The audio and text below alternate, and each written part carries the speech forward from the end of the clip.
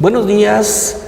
En marco al curso de Derecho Ambiental Internacional 2, vamos a hablar del Convenio de Viena para la protección de la capa de ozono.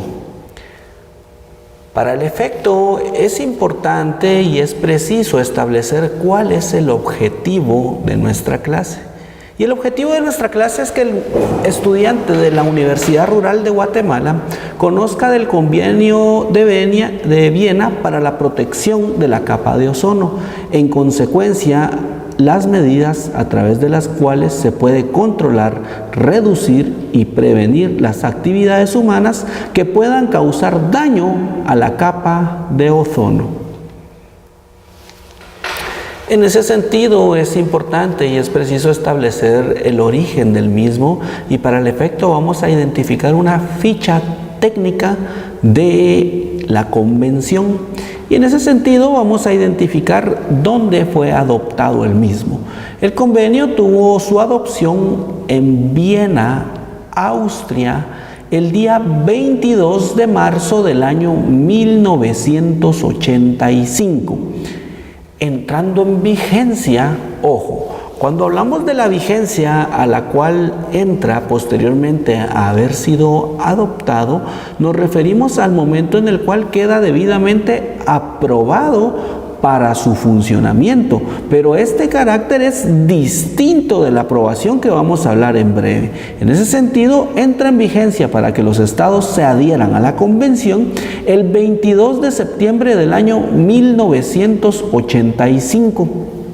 Como consecuencia, como les he identificado, pues se hace preciso, pertinente establecer y delimitar que cada estado que ha formado o se ha adherido a la convención debe de llevar a cabo su debido proceso legislativo. En ese sentido, la convención en Guatemala fue aprobada mediante el decreto legislativo 39-87 de fecha 8 de julio del año 1987. Ratificado como consecuencia el mismo el 10 de julio del año 1988, publicándose posteriormente en el diario oficial el día 9 de agosto del año 1988. Con base a esto, entonces, podemos establecer e identificar que Guatemala, a partir de la publicación y que el mismo o la convención entrará en vigencia a través del decreto 39-87, Guatemala entonces da por válido y ratifica el cumplir la convención que ha sido debidamente adoptada. En este sentido, pues esta es una de las convenciones más grandes, tomando en consideración que a la fecha 184 estados han ratificado el Estado de Viena. A diferencia de otras convenciones que hemos manejado o que hemos tratado, podemos identificar en que hay una característica especial. Y esta característica especial es que la capa de ozono es algo que se deriva o que deriva de un interés general. En ese sentido es la razón por la cual existe esa cantidad de estados que han ratificado y que como consecuencia se han obligado conforme los objetivos de la convención. En ese sentido, el objetivo de la convención es proteger la salud humana y el medio ambiente contra los efectos adversos que puedan resultar de la modificación de la capa de ozono. Recordemos que la capa de ozono particularmente en este caso es vinculante específicamente para la proyección de rayos UV que llegan del sol a la Tierra y la capa de ozono mantiene un equilibrio para causar daños cutáneos, pero que también pueden causar daño incluso a la flora, fauna silvestre, y de la misma manera vemos cómo se hace necesaria esta convención y el por qué los estados que han formado parte de la misma le han dado ese carácter de vinculante. Para el efecto, vemos entonces estas obligaciones generales que los estados parte han llevado a cabo y que principalmente han pretendido, en este caso, garantizar y proteger el medio ambiente. Y en ese sentido vemos que una de las obligaciones es promover la cooperación interinstitucional y el intercambio de información en materia de investigación sobre la capa de ozono. Cuando entendemos esta obligación, vemos como todos los estados que han formado o que han ratificado y aceptado la convención ven esa necesidad de, en este caso, estudiar, investigar y analizar cuáles son los elementos, tomando las generalidades que puedan existir en todos y cada uno de los estados para llegar a un acto o un aspecto eminentemente particular. Y de esta cuenta entonces vamos a determinar ese aspecto a través del cual la promoción del intercambio de información es vinculante, pero también recordemos que la información también debe de ser o puede ser de carácter preventivo. Y cuando hablamos del acto preventivo, entonces establecemos de que de esos intercambios los estados van a ir estableciendo cuáles son los medios o qué herramientas deben de propiciarse y promoverse en todos los estados a nivel mundial a efecto de proteger y garantizar la capa de ozono. Como segunda obligación, entonces, identificamos que se deben de adoptar medidas reglamentarias y legislativas para controlar, reducir o prevenir las actividades humanas susceptibles de modificar la capa de ozono.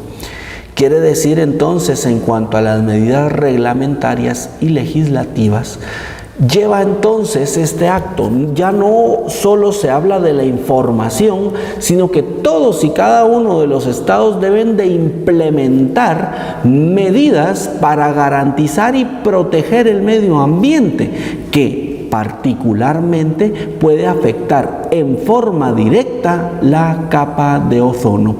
Cuando determinamos entonces las medidas reglamentarias y legislativas, podemos establecer que podemos identificar incluso que existen leyes. Por ejemplo, la Ley de Protección y Mejoramiento del Medio Ambiente es una ley bastante genérica, pero a través de esta ley pueden crearse reglamentos específicos que evidentemente van a establecer un aspecto particular de protección, en este caso, un acto de prevención de la contaminación del medio ambiente y que en fondo o que el fondo del mismo conlleve a la contaminación de la capa de ozono y el deterioro como consecuencia de la misma.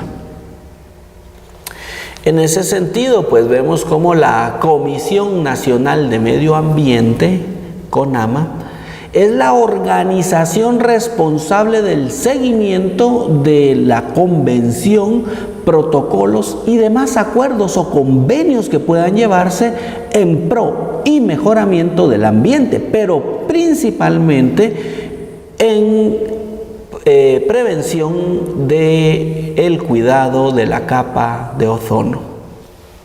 También es preciso establecer que el convenio se cumple en Guatemala en términos generales y existe también la legislación y protección específica a la capa de ozono, la cual rodea la Tierra y, como les he identificado, protege de los rayos del sol, especialmente por los aumentos de la radiación ultravioleta B, que este tipo de radiación daña, ojo, seres humanos, animales y plantas. Esto entonces es un acto que deriva o deviene a ser necesario en cuanto a su protección, porque esencialmente va a patentizar este aspecto a través del cual tanto los seres humanos, como les había hecho referencia por enfermedades cutáneas, como las plantas y los animales tienen esa necesidad de tener controles específicos del ultravioleta, puesto que la fauna y particularmente la flora puede también verse afectada gravemente por el exceso de radiación ultravioleta, causando entonces como consecuencia que las plantas, por el exceso de luz, tiendan a marchitarse, tiendan a ya no producir sus efectos naturales y que son una consecuencia. Y por eso es que si enmarcamos la protección, va protegido a lo que puede causar el daño y que la consecuencia somos los seres humanos, son las plantas y son los animales. En ese sentido, y al haber identificado en términos generales la convención, es preciso entonces proceder a realizar una serie de preguntas. Pregunta número 1. ¿En qué país se adoptó el convenio para la protección de la capa de ozono? Respuesta número 1, Suiza. Respuesta número 2, Austria. Respuesta número 3, Inglaterra. Respuesta número 4, Guatemala. Pregunta número 2. ¿Cuál es el número de decreto legislativo que ratificó el convenio para la protección de la capa de ozono? Respuesta 1, 93-87. Respuesta 2, 30-87. Respuesta 3, 33-87 y respuesta 4, 39-87. Tercera pregunta,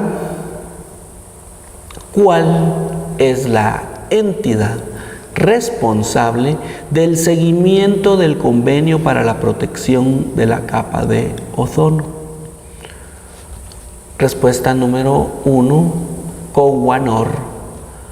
Respuesta número 2, CONAMA.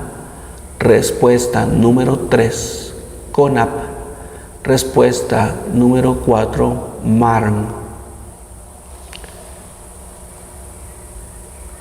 Muchísimas gracias por su atención.